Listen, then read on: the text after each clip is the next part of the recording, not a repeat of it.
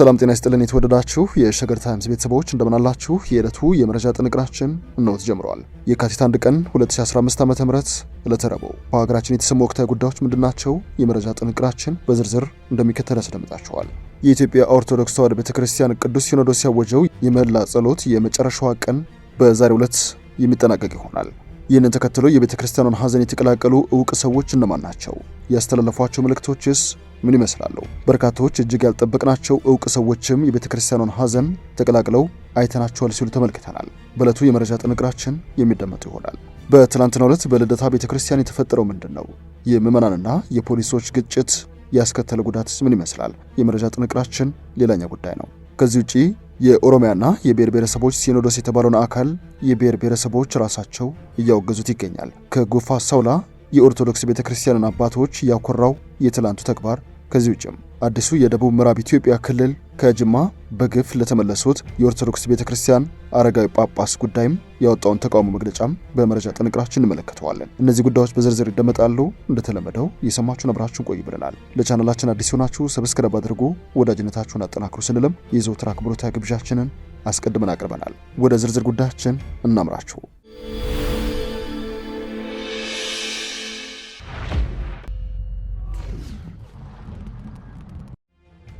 የኢትዮጵያ ኦርቶዶክስ ተዋሕዶ ቤተክርስቲያን ከቀኑና አስተዳደራዊና የዶግማ ጥሰትም ጭምር አጋጥሞኛል በማለት ለምዕመኑ ያስተላለፈችው የ3 ቀናት የምህላና የጸሎት መርሃ ግብር ዛሬ ሊጠናቀቅ ጫፍ ደርሷል። ባለፉት 3 ቀናት የተለያዩ የእምነቱ ተከታዮች ተቃውሟቸውን፣ ሐዘናቸውን በተለያዩ መንገድ ሲገልጹ ሰንብተዋል።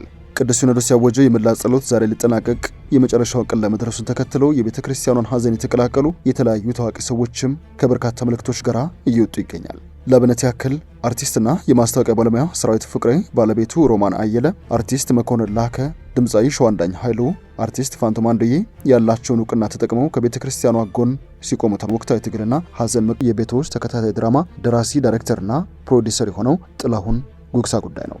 የመረጃ ምንጮቻችን የኦሮሞ ተወላጅ እንደሆነ ከዓመታት በፊት በኦሮሚያ ብሮድካስቲንግ ኔትወርክ ወይንም ኦቤን ቃለ ምልልስ ተጋብዞ እንደተናገረ የነገሩን ጥላሁን ጉግሳ ከቤተ ክርስቲያን ጎን መቆሙ በርካቶችን ያስገረመ ጉዳይ ሆኗል።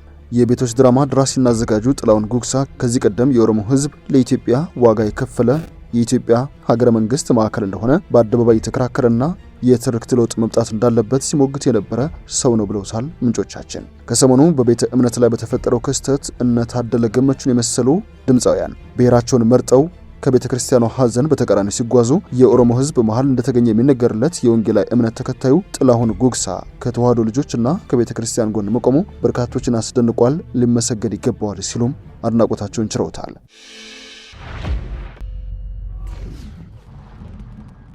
የዕለቱ የመረጃ ጥንቅራችን እንደቀጠለ ነው። ወደ ሌላኛው ጉዳያችን እናምራችሁ። ከሰሞኑ የቤተ ክርስቲያኗን ሐዘን ለመጋራት ወደ ልደታ ማርያም ቤተክርስቲያን አመሩ ምዕመናንና የአዲስ አበባ ፖሊስ ኮሚሽን የፖሊስ አባላት መካከል ግጭት እንደተፈጠረ ተሰምተዋል።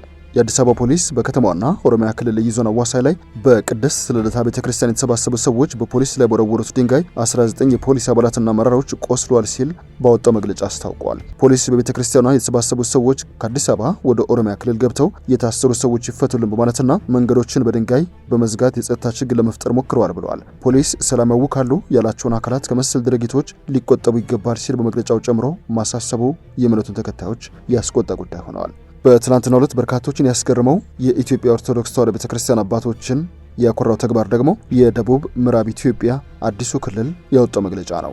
የካፋ ቤንች ሸኮ ሸካና ምዕራብ ኦሞ ሀገረ ስብከት ሊቀ ጳጳስ የሆኑት አቡነ ሕዝቅኤል በአካባቢው የተፈጠረውን ሰሞነኛ ግጭት ለማረጋጋት ወደ አህጉረ ስብከታቸው በሚጓዙበት ጊዜ በጅማ ከተማ የጸጥታ ኃይሎች 2 ጊዜ ያክል አጉላልተው ወደ ሀገረ ስብከታቸው እንዳይሄዱ መልሰውኛል ሲሉ ለኢትዮጵያ ኦርቶዶክስ ተዋሕዶ ቤተክርስቲያን መገናኛ ብዙሃን ቃለ ምልልስ መስጠታቸው የሚታወስ ነው። አረጋዩ የቤተክርስቲያን አባት አቡነ ሕዝቅኤል በቤተክርስቲያኗ አባቶችና የእምነቱ ተከታዮች ላይ የደረሰ የሚገኘው እንግልት፣ ግድያና አፈና ከሲኖዶሱ ያፈነገጡ የቀድሞ አባቶች አቅም ሳይሆን የመንግስት ጉልበት ተጨምሮበት ነው ሲሉም በቁጣና በሐዘን የደረሰባቸውን እንግልት በተመለከተ ለቤተክርስቲያኗ መገናኛ ብዙሃን በሰጡት ቃለ ምልልስ ይፋ አድርገዋል።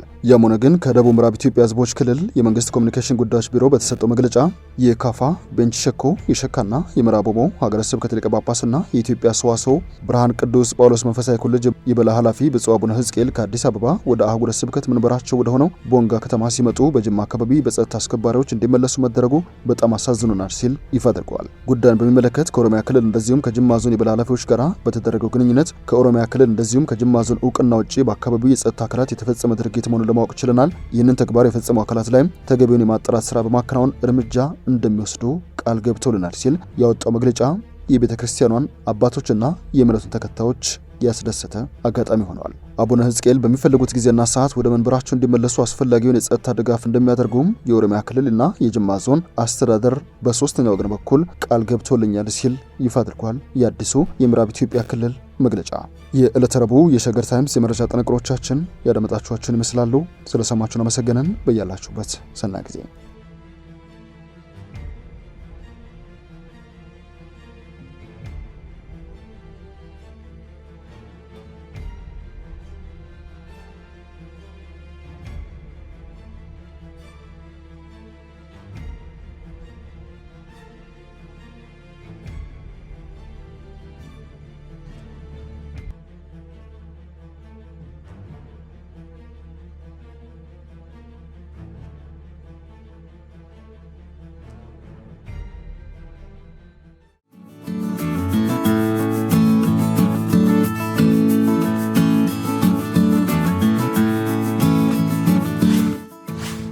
ሸገር ታይምስ ሚዲያን ሰብስክራይብ በማድረግና ደወሉን በመጫን ይከተሉን።